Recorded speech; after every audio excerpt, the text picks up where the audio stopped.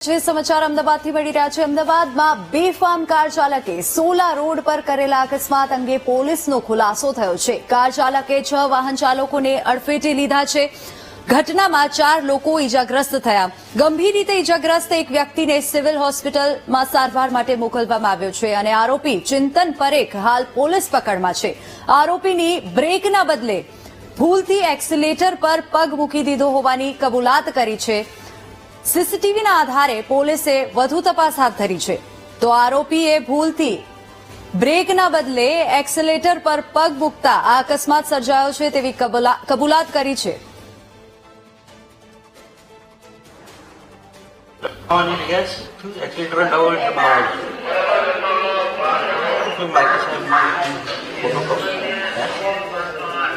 બાકી કોઈ ગુનેગારો સામાજિક તમે પ્રેસમાં છો ને આ ઘટના બની ગઈ એમાં કેટલા બધા લોકો ઇન્જર્ડ થયા સાચું ઘણો પ્રોબ્લેમ મને પોતાનું દુઃખ થયું મને પોતાને થાય છે અત્યારે મારો પરિવારનું કોઈ જતું નથી મને બી સર હું તો સામાન્ય સિવાય માણસ નથી સર તમે શું કરો છો હા સર હું કશું હવે કશું કરતા નો જોબ કોણ કોણ છે તમારા ઘરમાં? મારા ઘરમાં હમણાં સર મને આઘાત લાગેલો હતો મારા માતાજી હમણાં અઠવાડિયું થયું છે ગુજરી સીધા સર જાણો વિધિ કરીને બધી એમ 4 જણા ઇન્જર્ડ છે, હોસ્પિટલાઇઝ છે। એક ઇન્જર્ડ ખૂબ ગંભીર હોવાથી અમે મોટી સિવિલ એમને ખસેડવામાં આવ્યા છે।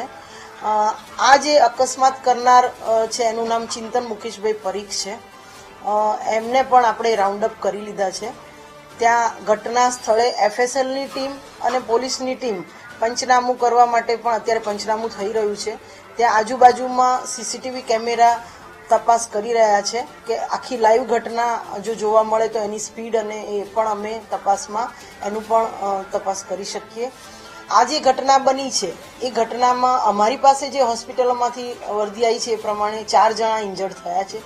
કોઈનું મૃત્યુ થયું નથી, પણ ઘટના કઈ રીતે બની, સ્પીડ કેટલી હતી એની તપાસ માટે પણ આરોપીને રાઉન્ડ અપ કર્યો છે। એનું ઇન્ટ્રોગેશન ચાલુ છે હાલમાં અને પોલીસ ઇન્વેસ્ટિગેશન પણ ચાલુ છે।